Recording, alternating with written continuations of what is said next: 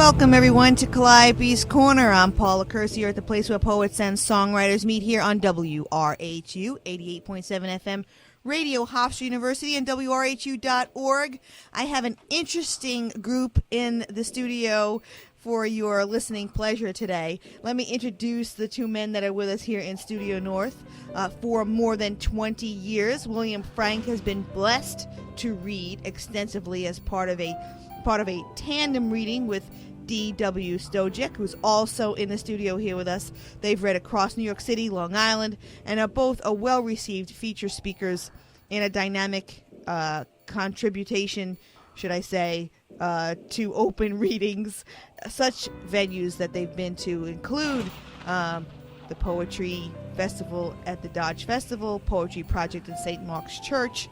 But regarding William, he is a runner-up for the 2008 Discovery/Boston Review Prize by the 92nd Street Y.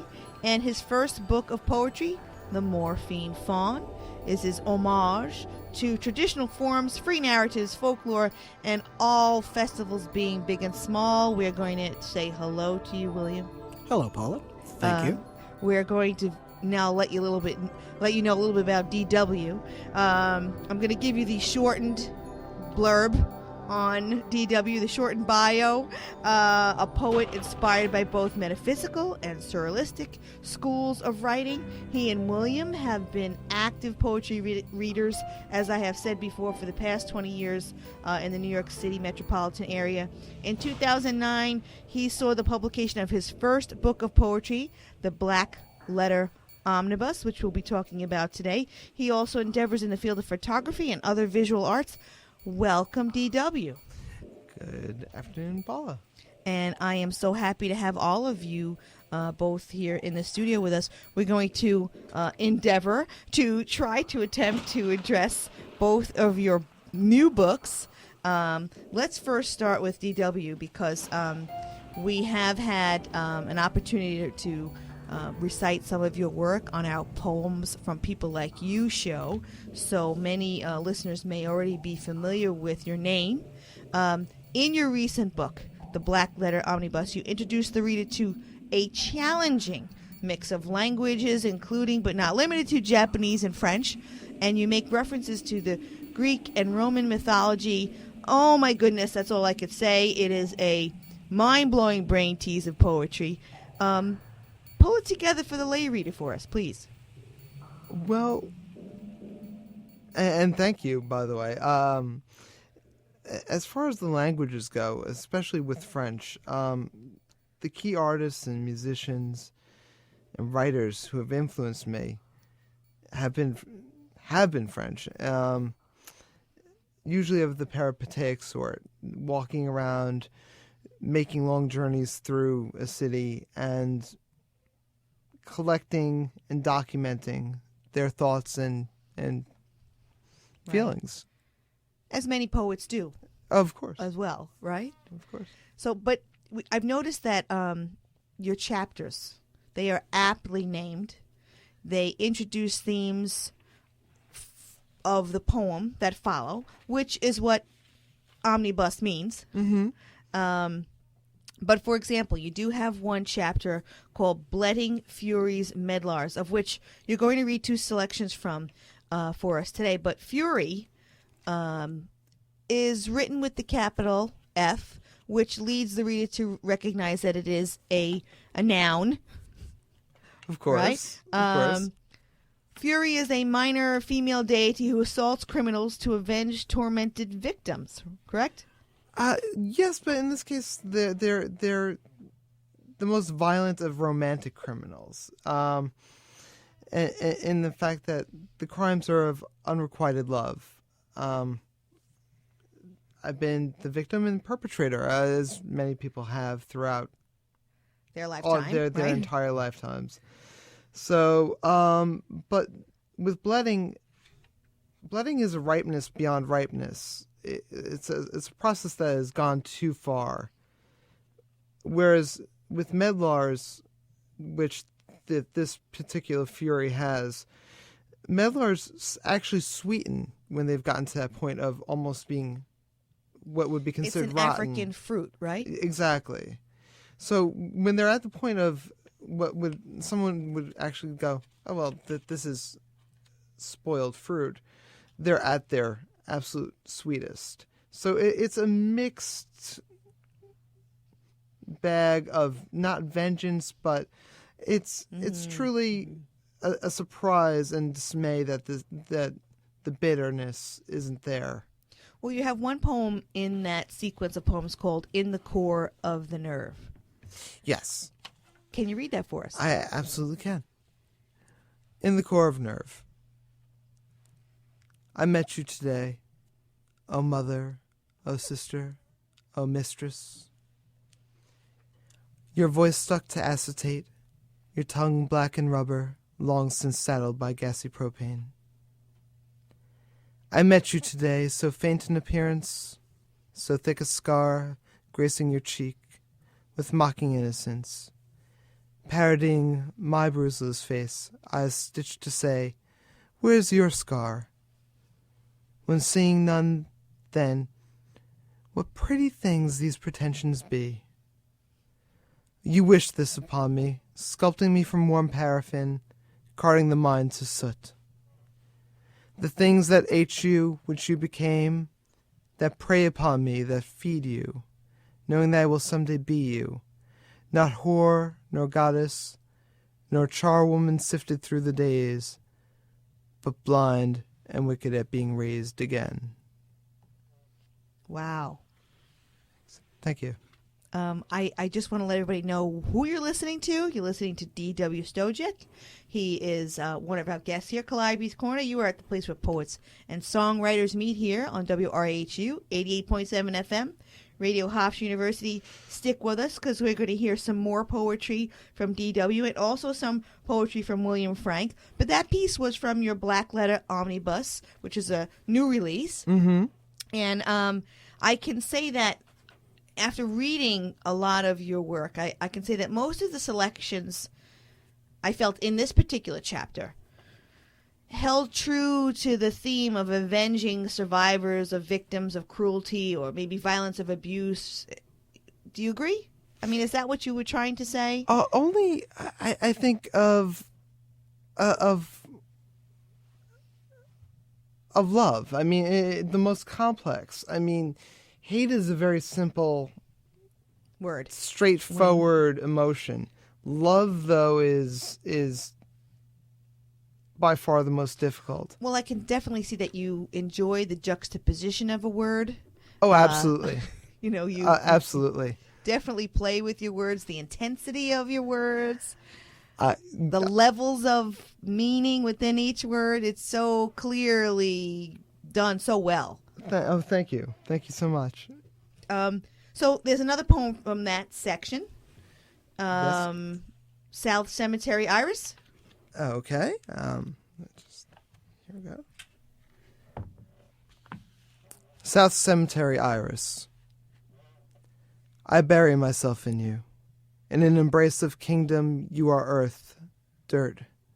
Your common day perspiration, your dew that fills these taken rooms, I am drunk on musk.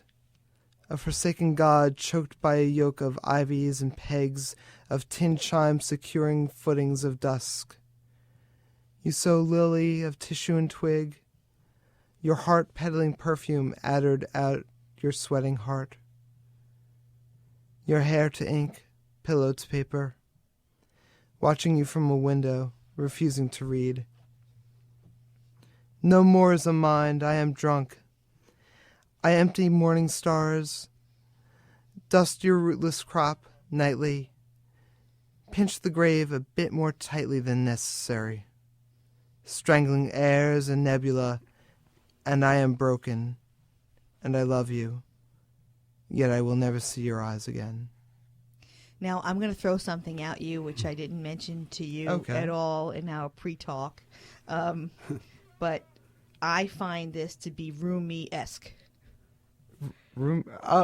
And the reason why I do is because, of things that you say, like, I bury myself in you. I am drunk on musk. when I listen to Rumi's poetry, this is how I feel a love poem goes. Very vivid, absolutely. Do you see what I'm saying, William? I do. You I do. do. Okay. Well, I That's me. That's just what I see. I really love it. But in the great voice love of poem. conversation too, so it gives it even more power to that, because it's very kind of, matter of fact on the surface, but underneath it are all these images that are really rather powerful. Dusting the rootless crop. I mean, these are things that are, really rather remarkable. So. Well, the strangeness for me is that this is like my least artistic poem in my mind.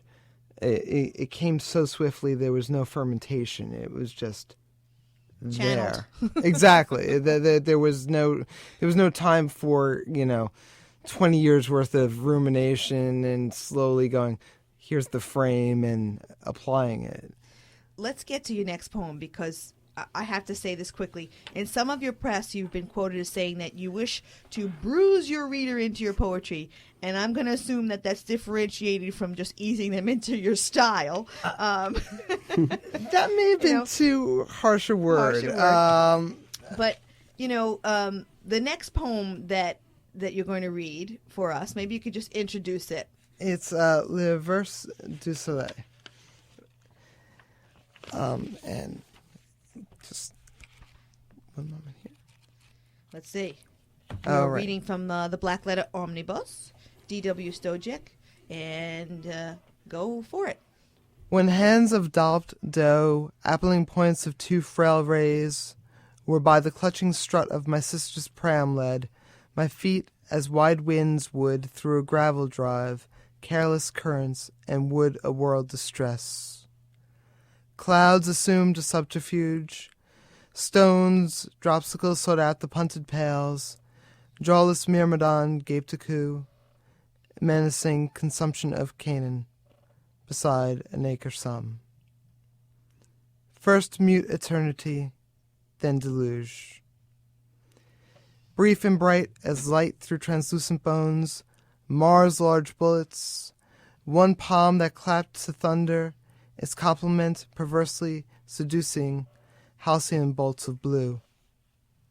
We know now the sun a prankish imp, loving of no one or thing.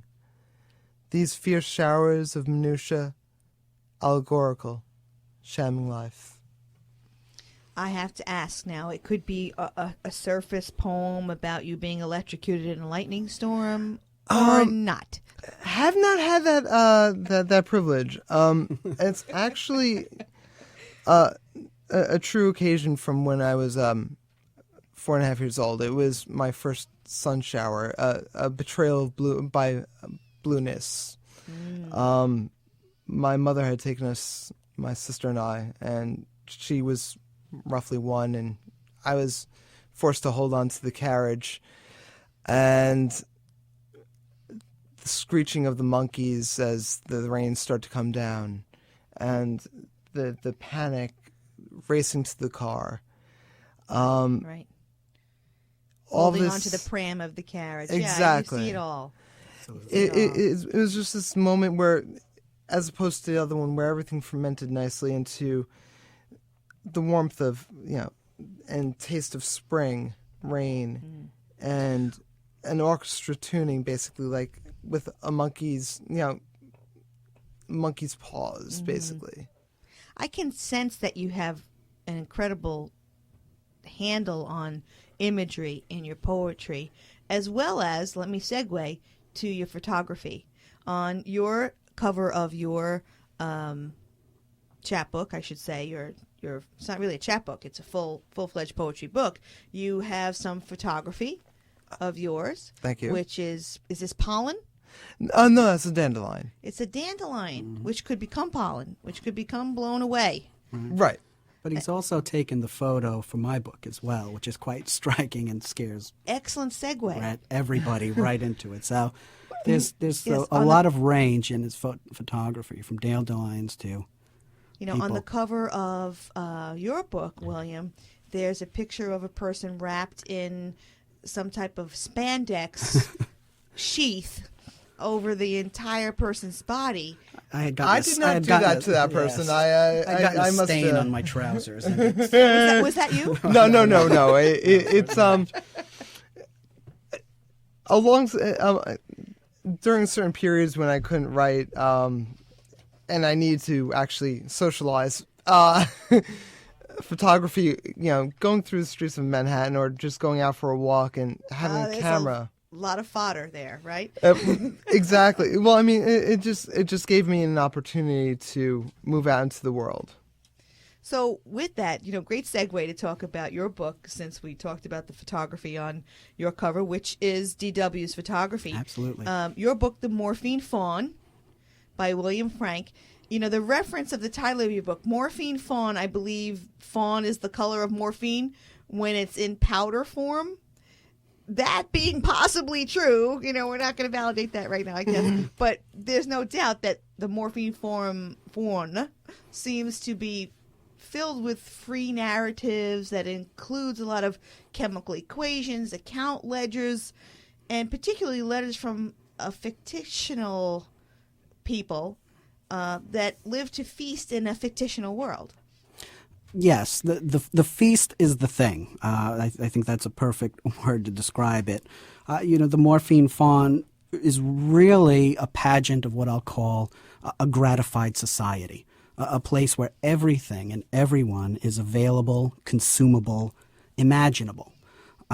It's the empire at its toppling apex, full of luxurious power, but also subject to diminishing returns, fixation, self-glamour, the inability to really value properly. Mm-hmm. So the use of different verse forms, narratives, letters, rites, and ledgers is really an attempt to capture that, variegated life in this big broken festival, expressing its real paradisal joy, but also showing how it imbrutes its lack of self-reflection or contemplation.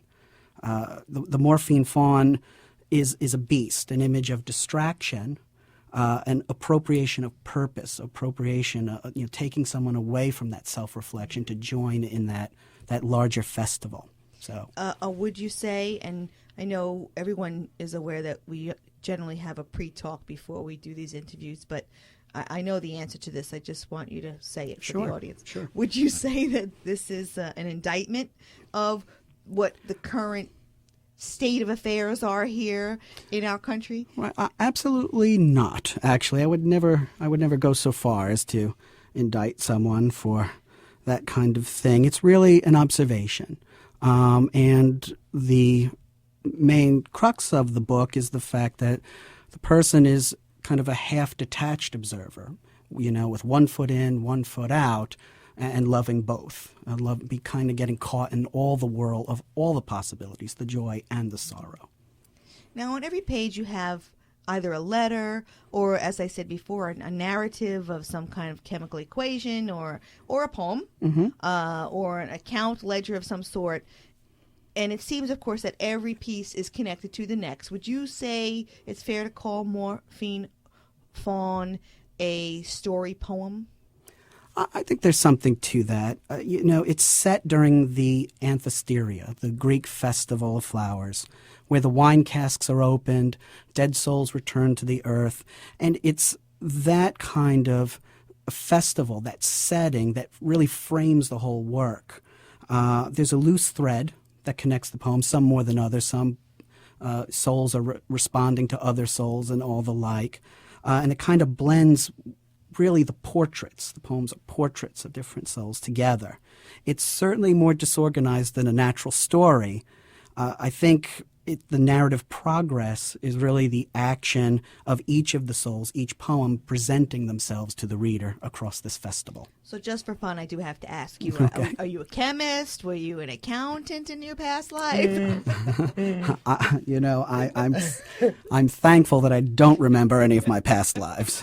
If I was in either profession, I probably bankrupted and poisoned my benefactors, if this life is any indication.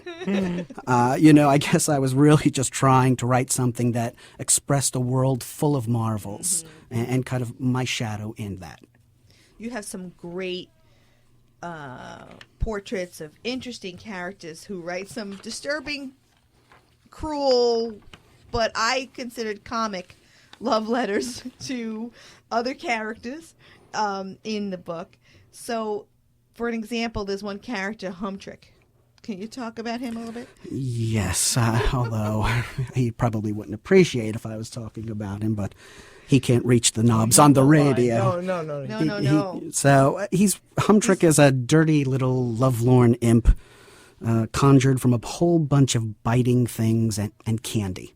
And in love with Miss Hurtaby. right. Has problems with Miss Hurt Baby and is in love with a sorcerer's niece, and it's a big disaster. I'm sorry, I pronounced that wrong. I said Hurtaby, but it's Hurt Baby. It's Miss Hurt Baby.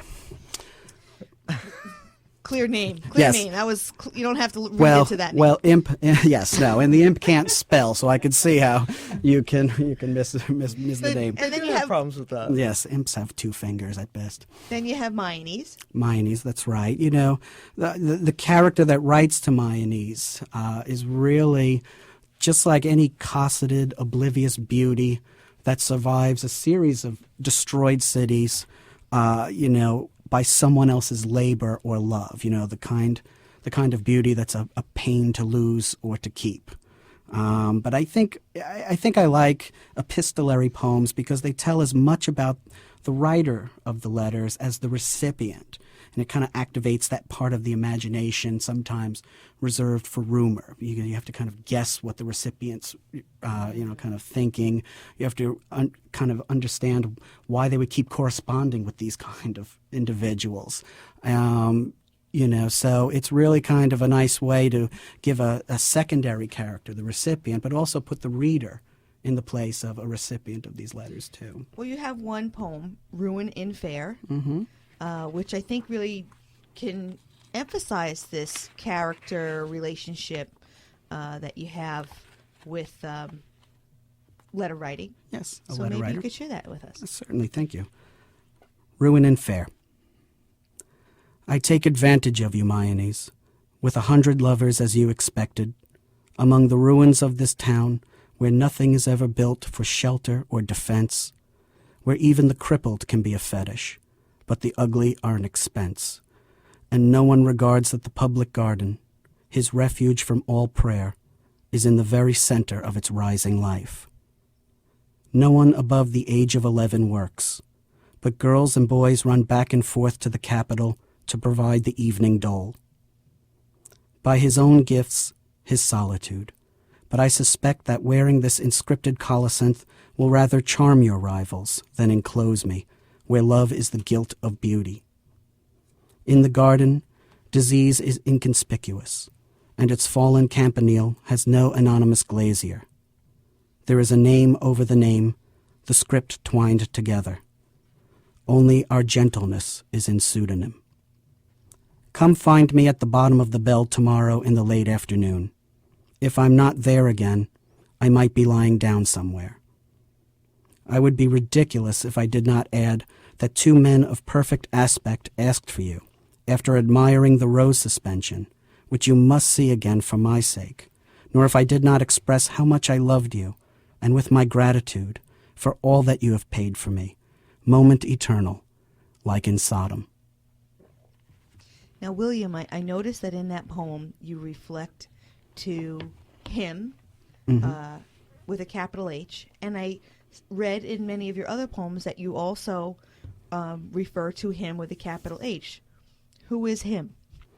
Well, him is really, God, the Judeo-Christian God, and it's because it's a book about contemplation, about spiritual conviction, spiritual privation in parts, too, while this whole festival is going on. There are many addresses to him, though, of course, there is one particularly spirited mouse who genuflects to Satan. But there's all sorts of, different people in this festival. I've often been accused of being liturgical in my work, But, I'm undeterred by that. I'm not convinced that we as a people... You shall move on. I shall press on.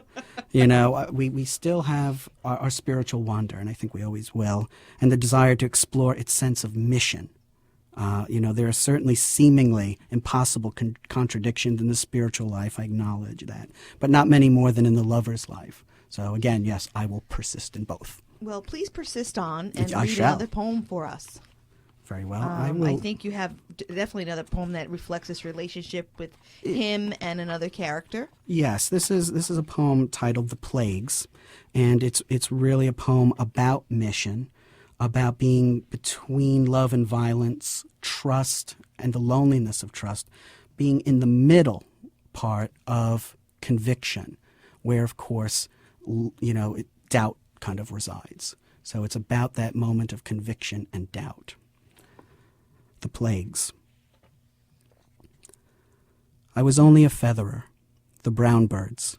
When of a number, I was also called to visit the plagues to the booking towns.